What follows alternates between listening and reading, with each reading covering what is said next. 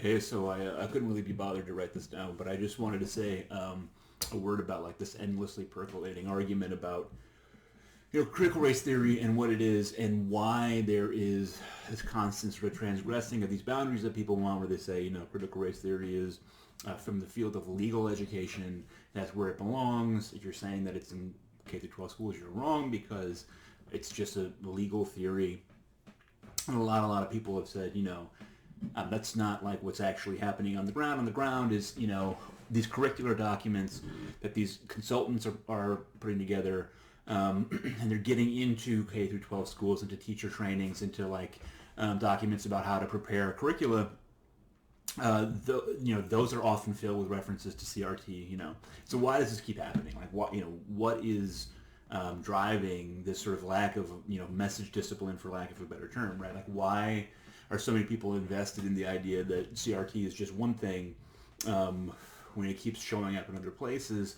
And I think that you have to understand the incentives of academia, think tanks, foundations, that sort of world. They often compel people to make sort of specious connections for purposes of sort of professional advancement. Okay, so let's say you are putting together a grant so that you can do sort of DEI, sort of diversity, equity, inclusion, anti-racism trainings for production of curricula in a K through 12 school, or for a teacher training, whatever. Which is very common right now. It's very hot. It's a lot of people are getting a lot of grant money to do that because 2020 produced this huge groundswell of funding for those things. Now the money's got to go somewhere. People want to get grants because that's how you progress your career. So you have a K through 12 district. It's poor. They can't pay their own consultants, and so you go to a foundation to get this grant so that this school can get you, and this grant money will fund your project, including often enough your dime, right? Like your wage for this work. And this is very important. It's very important for you if you're in academia and you're trying to get tenure eventually. It's important for you if you are a think tanker, right? You want to build up this this portfolio of professional work that is academic and that cites a lot of people, and putting it into practice is really good, right? That's if you are actually getting it into a school, then that's something that will really help you look good professionally.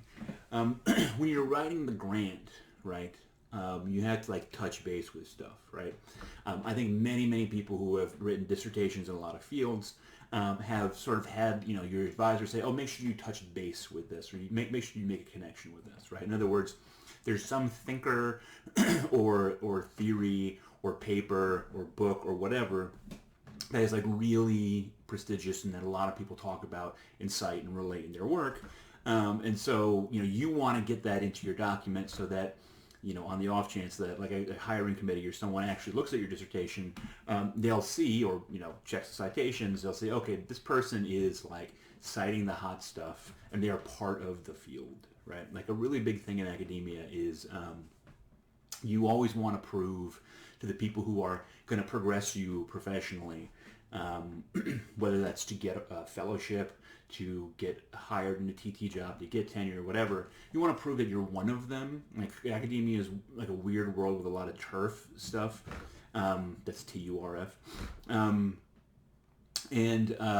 So part of the, academia always wants to say that it cares about interdisciplinarity and that it's good to be interdisciplinary. But in fact, people who are very interdisciplinary often have a hard time professionally, right? Because they can't prove that they're in one field. So anyway, so you have these holy texts that you sort of want to touch, right? You want to indicate that you're part of this broader milieu. And you want to do it in a way that's hot, right? That's fashionable. Right now, anti-racism is very, very hot in academia and think tanks and foundations and the kind of people who produce this sort of thing. And that means that you want to cite big deal, commonly cited anti-racist texts. Well, some of the biggest deal, most commonly cited anti-racist texts are in CRT.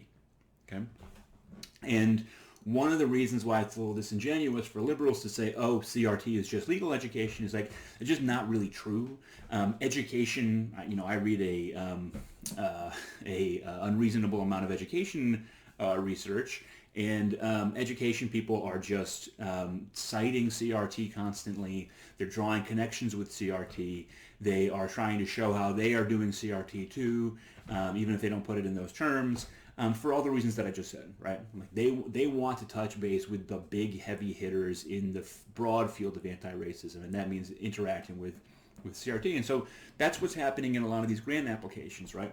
And the production of these documents that are winding up in schools, the people who are doing it, whether they're academics who are grant funded by a foundation or think tankers, or even independent DEI consultant people who maintain a CV, right, who have an advanced degree and who still sort of speak at academic conferences and sort of live in that broad milieu. They want to touch base with the hot stuff, and CRT is hot stuff right now, okay? And so their incentive, their professional incentive, if they're putting this grant in front of somebody and saying, please fund me this grant application, then, their incentive is to draw connections to big, hot, important things, right? It's not to police the boundaries of what CRT is. That to them is a completely abstract distinction that doesn't help them. If they get this grant, maybe they get tenure, right? Or some other form of professional advancement. And so they want the person reviewing the grant application to see that big, hot study, that, that CRT language, the CRT scholars. They want to be able to connect their work with that so that they get that kind of juice, right? And so that's how you end up getting all of the CRT stuff filtering down into K through 12 documents, despite the fact that everybody is hollering, so many people on the left in CRT, the field, on, social media, whatever, are hollering, oh, CRT is just legal education.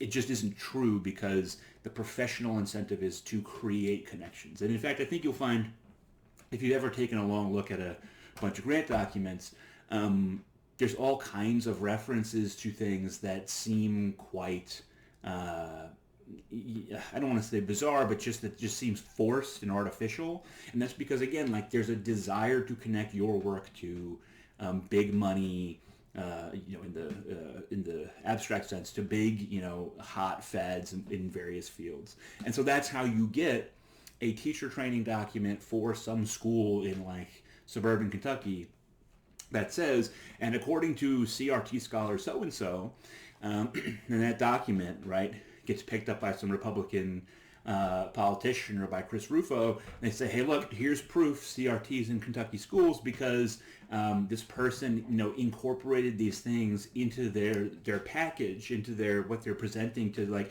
please fund me, please let me into your school, let me get my peer-reviewed paper out of this. And so, like, that's why that connection is happening. I mean, not purely for that reason, but that's a big reason, right? And so I just think that, people need to understand that, like, is that, like, a particularly fair thing to happen to CRT? No, but this stuff actually is in these documents, right? There's been just dozens of examples of direct reference to CRT found in materials for public K through 12 students. So when you just say there's no CRT in K through 12 schools, it seems disingenuous. And again, like, it doesn't really matter what, like, message discipline would suggest these people should do. Their professional incentive is to do something else.